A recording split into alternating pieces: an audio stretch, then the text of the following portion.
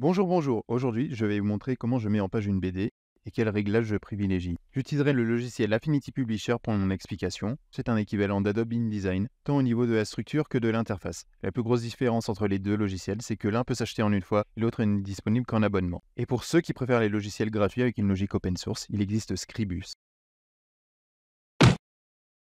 Comme la couverture et pages intérieures doivent être réparties en deux fichiers distincts, je scinderai mes explications en deux parties. Commençons donc par la couverture. La première chose à faire est de veiller à bien activer le fond perdu et qu'il fasse entre 3 et 5 mm. Pareil pour les pages intérieures.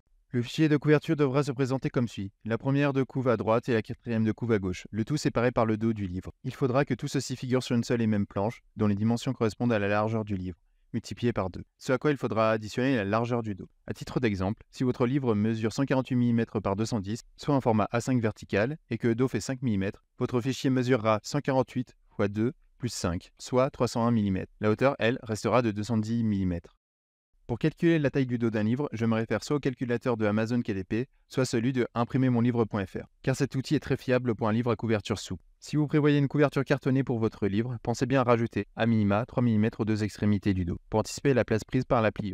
Sur la couverture, pensez à faire figurer le nom du ou des auteurs, le titre du livre, l'éditeur s'il y en a un, ainsi que tout ce qui pourrait vous sembler utile. Sur la quatrième de couverture, on retrouve un résumé, le prix TTC, parfois une bio de l'auteur. Si votre livre va faire l'objet d'un dépôt légal, faites apparaître l'ISBN et le code barre à droite. Vous trouverez en description comment en générer et télécharger un. Quand tout ceci est prêt, pensez à exporter tout le document en PDF prêt pour l'impression avec le fond perdu. Passons maintenant à l'intérieur du livre. Si votre première et quatrième de couve sont en A5, il faudra que les pages intérieures soient au même format. Au moment de créer le fichier, il faudra aussi veiller aux dimensions des marges dans la rubrique maquette, tout en haut. La marge est un repère très utile pour placer correctement vos planches de BD. Voici les réglages que je privilégie. 15 mm pour le haut et l'extérieur, et 20 pour l'intérieur et le bas. L'intérieur correspond à la pliure de l'ouvrage et le bas à l'espace réservé à la numérotation. Dans les premières pages doivent être visibles les mentions légales, et surtout l'ISBN, si vous prévoyez de mettre en vente votre livre au-delà de votre cercle familial et ou amical.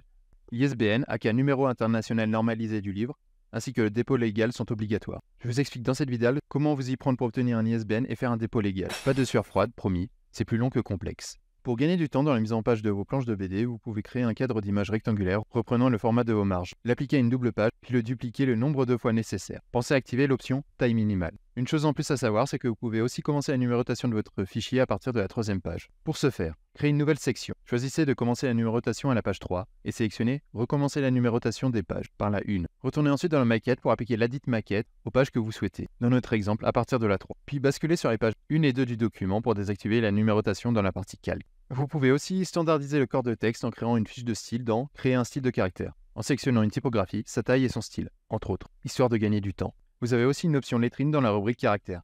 Cela peut vous être utile pour un avant-propos ou pour le résumé de votre livre. Pour tout ajout comme des pages de garde ou une dorure sur la couverture, il faudra prévoir un troisième fichier. Vous trouverez plus d'infos dans la description.